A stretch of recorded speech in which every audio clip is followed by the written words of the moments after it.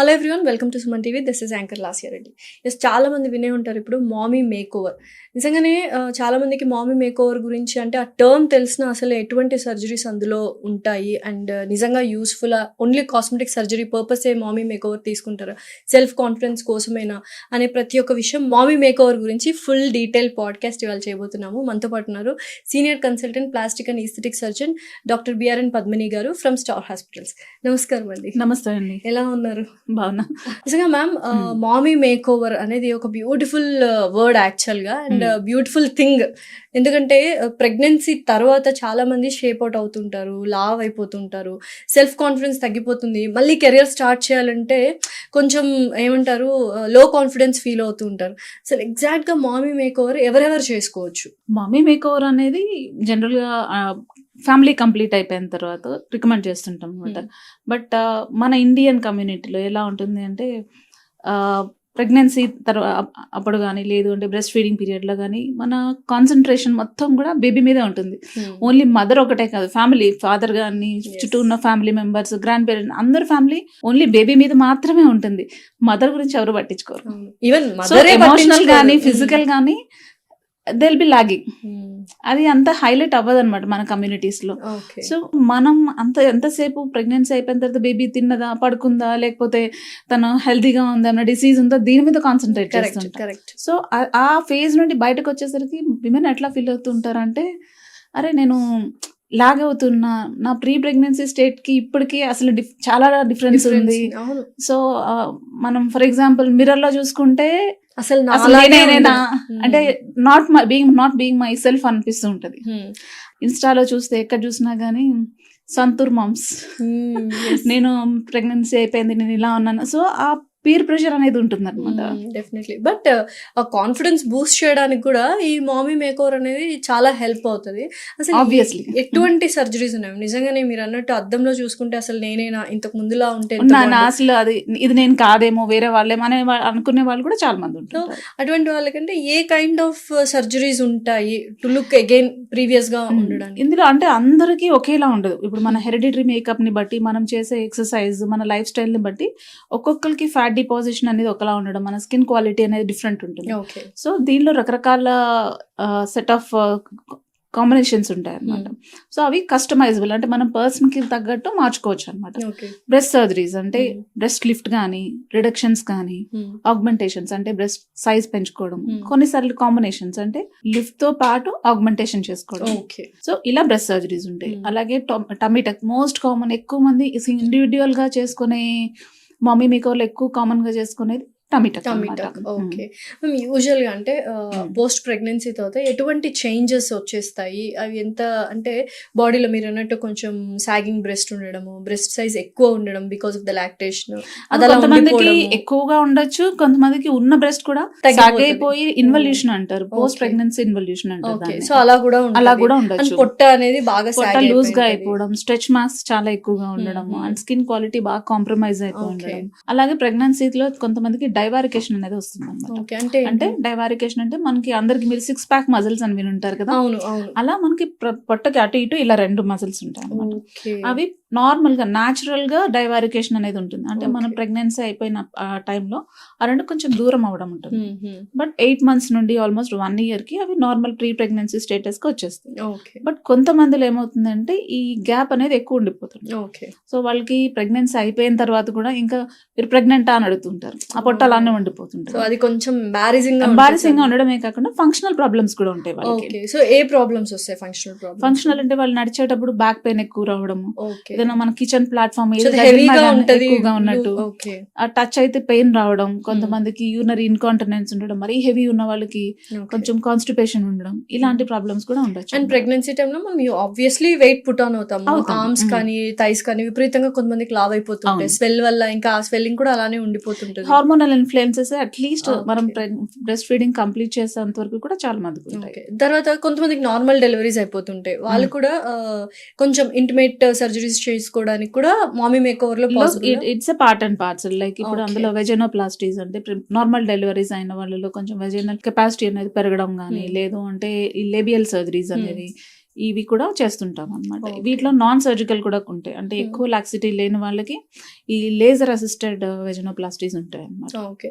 So ఇప్పుడు కొంతమంది ఏంటంటే ఫస్ట్ ప్రెగ్నెన్సీ అయిపోతుంది, ఫస్ట్ కిడ్ అయిపోతుంది, సెకండ్ కిడ్ మధ్యలో కొంతమంది తెలియక ప్లాన్ చేస్తారు, లేకపోతే యాక్సిడెంటల్ గా సెకండ్ కిడ్ అయిపోతూ ఉంటది.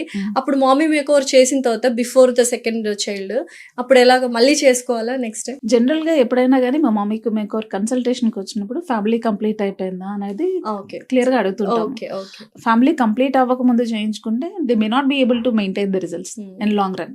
ఓకే. సో ఫ్యామిలీ కంప్లీట్ అయిపోయింది, కొంతమంది అంత షూర్ గా ఉండరు, అంటే మేము మేబీ నేను ఇంకా చేసుకోనేమో అనుకుంటారు, బట్ ఒక 10 years తర్వాత మళ్ళీ వాళ్ళ మైండ్ చేంజ్ అవ్వచ్చు, వాళ్ళ బేబీ అడగచ్చు, what ever it may be. Correct. So but చేయించుకున్న తర్వాత ప్రెగ్నెన్సీ రాకూడదు అనే కాంట్రా ఇండికేషన్ ఏం లేదు, బట్ వస్తే గనక మళ్ళీ అంతగా రిజల్ట్స్ మెయింటైన్ అవ్వకపోవచ్చు, బట్ సెకండ్ టైం చేసుకోవచ్చా? చేసుకోవచ్చు, ఆబ్వియస్ గా చేసుకోవచ్చు. ఓకే. ఎన్నిసార్లు అయినా చేసుకోవచ్చు. ఎన్నిసార్లు అనేది కాదు, రిపీట్ చేసుకోవచ్చు. ఏమైనా కాంప్లికేషన్స్ ఉంటాయా మనం చేసుకున్న తర్వాత? యాజ్ అంటే మన అన్ని రకాల సర్జరీస్ లాగే ప్లాస్టిక్ సర్జరీలో ఎస్పెషల్లీ ఈవెన్ మమ్మీ మేకర్స్ లో కూడా కొన్ని కాంప్లికేషన్స్ ఉండే అవకాశం ఉంటుంది. ప్రతి సర్జరీలో కూడా కామన్ ఒక సెట్ ఆఫ్ కాంప్లికేషన్స్, అంటే బ్లీడింగ్ అవ్వడం గానీ, ఇన్ఫెక్షన్ రావడం గానీ, సీరోమా అంటే ఫ్లూయిడ్ కలెక్ట్ అవ్వడం, ఇన్ఫెక్షన్ అంటే హిమటోమా అంటే బ్లడ్ క్లాట్ ఫామ్ అవ్వడం, ఇలాంటి కాంప్లికేషన్స్ ఉండొచ్చు. బట్ మన ఏ సర్జరీలో అయినా కానీ మనం సెట్ ఆఫ్ కాంప్లికేషన్స్ ఉంటాయి అనమాట, అంటే పేషెంట్ రిలేటెడ్ కానీ, లేదు అంటే ఆ సర్జికల్ రిలేటెడ్ కానీ, అనస్థీషియా రిలేటెడ్ కాంప్లికేషన్స్. సో ఈ పేషెంట్ పర్టికులర్ ప్రొఫైల్ కి ఎలాంటి కాంప్లికేషన్స్ ని మనం ఎక్స్పెక్ట్ చేయొచ్చు, అవి రాకుండా ఎట్లాంటి ప్రికాషన్స్ తీసుకోవాలి, పేషెంట్ సర్జరీ అయిపోయిన తర్వాత మళ్ళీ ఎలాంటి జాగ్రత్తలు తీసుకోవాలని చెప్పాలి. ఇన్ కేస్ 99% ఏమీ ఉండదు, ఇన్ కేస్ వస్తే ఏమైనా ప్రాబ్లం వస్తే దాన్ని ముందే ఎలాగ కనిపెట్టాలి, ఒకవేళ వస్తే దాన్ని ఎట్లా ట్రీట్ చేయాలి, ఇవన్నీ తెలిసిన వాళ్ళ దగ్గర మాత్రమే ఇలాంటి ఇది వెరీ ఇంపార్టెంట్. అంటే యూజువల్ గా ఇది కూడా చాలా మందికి అవేర్నెస్ ఉండదు, మామీ మేకోవర్ ఎవరితో చేయించుకోవాలి, ఏ స్పెషలైజేషన్ తో చేయించుకోవాలి అనేది కూడా తెలియదు. ఈ లేమన్ క్వశ్చన్, బట్ చాలా మందికి తెలియదు. సో ప్లాస్టిక్ సర్జన్స్, సో ఇంకేదైనా కేటగిరీస్ ఉన్నాయి? Only plastic surgeons? Only plastic surgeons మాత్రమే they are eligible to do mummy makeover. Okay. So MBBS చేసి, ఎండి చేసి, అగైన్ ప్లాస్టిక్ ఎంఎస్ చేసి, ఎంసీహెచ్ చేసిన తర్వాత మేకోవర్ చేయడం. ఓకే. అలాగే ఈ మమ్మీ మేకోవర్స్ లో కూడా సేఫ్టీ ప్రికాషన్స్ గురించి మీరు అడుగుతున్నప్పుడు, ఇందులో మనం అనుకున్నట్టు బ్రెస్ట్ సర్జరీస్ ఉండొచ్చు, లైపోసక్షన్స్ ఉండొచ్చు, టమ్మీ టక్స్ ఉండొచ్చు, ఇంటిమేట్ సర్జరీస్ ఉండొచ్చు. కొంతమందికి ఎక్కువ అంటే రిక్వైర్మెంట్స్ ఎక్కువ ఉండొచ్చు. ఫర్ ఎగ్జాంపుల్ ఒక 5-6 రిక్వైర్మెంట్స్ ఉన్నాయనుకోండి మామీ మేకోవర్ లో, ఓకే, ఆ 5-6 ఒకేసారి చేసేయాలి. సో వాళ్ళకున్న ప్రయారిటీస్ ఏంటి, కొంతమందికి ఓన్లీ బ్రెస్ట్ ప్రయారిటీ ఉండొచ్చు, కొంతమందికి ఓన్లీ టమీటాకే ప్రయారిటీ. సో దాన్ని బట్టి మనం usually 2 to 3 types of surgeries ని కంబైన్ చేస్తాం. Okay.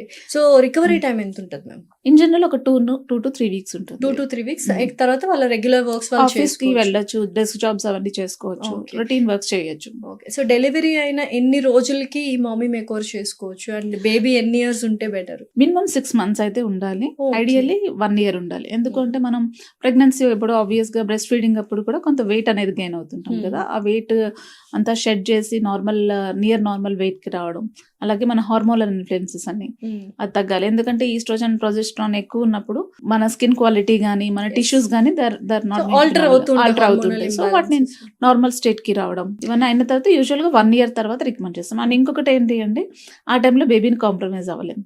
So somebody should be there to take over the baby. ఆ 2 weeks 2 to 3 weeks recovery time వరకునా మనకు ఎప్పుడు బేబీని టేక్ కేర్ చేయాలి వేరే వాళ్ళు? 3 weeks మినిమం ఎవరికి హెల్ప్ ఖచ్చితంగా ఉండాలి. సో మేము కన్సల్టేషన్ చేసినప్పుడే మీకు ఇంట్లో హెల్ప్ చేయడానికి మదర్ గానీ, మదర్ ఇన్ లా, హస్బెండ్ ఎవరు అంటే మేడ్స్ కానీ ఎవరైనా ఉన్నారా అవన్నీ చూసిన తర్వాతనే it's a part and parcel of consultation అనమాట. సో ఇలా రాగానే సర్జరీ చేసేయడం అన్నమాట. మిగిలిన సర్జరీస్ కి ఈ సర్జరీస్ కి ఏంటి అంటే డిఫరెన్స్ ఏంటి అంటే baby should be well taken care, then only mother can completely peaceful గా ఉంటారు. మన పోస్ట్ ఆపరేటివ్ ఇన్స్ట్రక్షన్స్ కానీ అవన్నీ బాగా ఫాలో అవ్వగలుగుతారు. So that the results will be much better. Ma'am mommy makeover అంటే పేరులోనే ఏదో బ్యూటీకి సంబంధించి, అపియరెన్స్ సంబంధించి అన్నట్టు ఉంటుంది, బట్ కొంతమందిలో ఫంక్షనల్ గా కూడా it is very important, compulsory చేయించుకోవాలి అనే ఇండికేషన్స్ ఏమైనా ఉన్నాయా?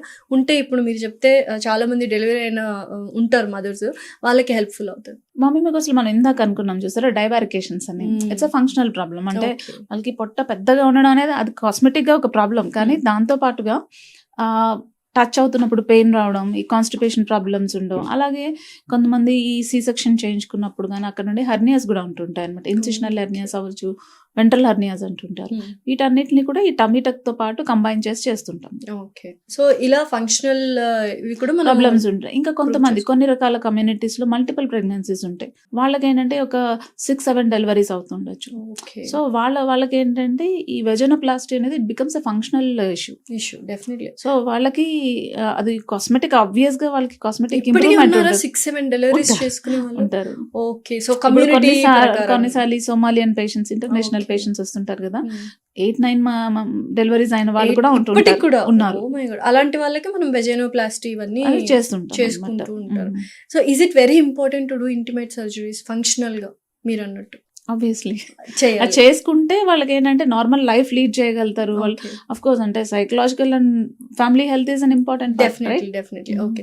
సో నెక్స్ట్ మ్యామ్, యూజువల్ గా మామీ మేక్ ఓవర్ అయిన తర్వాత రికవరీ టైం 2 to 3 వీక్స్ తర్వాత కూడా ఫాలో అప్స్ ఎలా ఉండాలి అండ్ వాళ్ళు మెయింటెనెన్స్ ఎలా చేయాలి, లైఫ్ స్టైల్ ఎలా మాడిఫై చేసుకోవాలి? ఈ 3 వీక్స్ వరకు వాళ్ళు చాలా మంది వాళ్ళ ఆఫీస్ కి వెళ్ళగలుగుతారు, రొటీన్ లైఫ్ అనేది లీడ్ చేయగలుగుతారు. బట్ 6 వీక్స్ వరకునే చాలా ఇంపార్టెంట్ పీరియడ్ అనమాట. యూజువల్లీ 6 to 8 వీక్స్ అనేది డివైడ్ చేస్తాం. దానిలో ఏంటంటే వాళ్ళు మేజర్ గా జిమ్ చేయడం కానీ, ఎక్సర్సైజ్ చేయడం కానీ, కాంటాక్ట్ స్పోర్ట్స్ చేయడం, జిమ్ చేయడం ఇలాంటివి చేయకూడదు. అలాగే ఆ ఫస్ట్ 6 వీక్స్ కూడా ఇంటిమేట్ గా ఉండకుండా ఉండాలి. ఓకే. సో ఓవరాల్ గా ఆడియన్స్ కి ఏం చెప్తారు, especially ladies who are watching mommy makeover గురించి? మమ్మీ మేక్ ఓవర్ అంటే చాలా మంది ఇది ఓన్లీ అందం కోసం మాత్రమే అనుకుంటుంటారు. అందం మాత్రమే కాదు, దీనిలో ఏంటంటే మన సెల్ఫ్ కాన్ఫిడెన్స్ పెరగడం. అంటే చాలా మంది ప్రెగ్నెన్సీ అయిపోగానే ఇంకా అయిపోయిందేమో నా లైఫ్, మన ఇండియాలో ఇలా ఉంటుంది. కెరియర్ కూడా మళ్ళీ స్టార్ట్ చేయాలి because of their physical appearance. అయిపోగానే అరే నేను ఇప్పుడు ఆఫీస్ కి వెళ్ళగానే నన్ను వేరేగా చూస్తుంటారేమో, లేదంటే ఆంటీ అని పిలుస్తారేమో, ఇలా కాకుండా మన సెల్ఫ్ కాన్ఫిడెన్స్ పెరగడం, లేదు అంటే ఫ్యామిలీ లైఫ్ మన పార్ట్నర్ తో ఇంటిమేట్ గా మూవ్ అయ్యి ఇంప్రూవ్ అవడం. అలాగే మన కిడ్స్ ని కూడా చాలా మంది ఇంకొకటి ఏంటి అంటే ఇట్స్ మనం సెల్ఫ్ కేర్ కి లేదంటే సెల్ఫ్ లవ్ కి ఎంత ఇంపార్టెన్స్ ఇస్తున్నాము అనేది కిడ్స్ కూడా చూస్తుంటారు మనల్ని. Very important definitely. సో అది చూసినప్పుడు they also have the tendency to love themselves. ఫ్యామిలీలో పాజిటివ్ గా ఉండడం, బిహేవియరల్ చేంజెస్ ఇవన్నీ ఉంటుంటాయి అనమాట.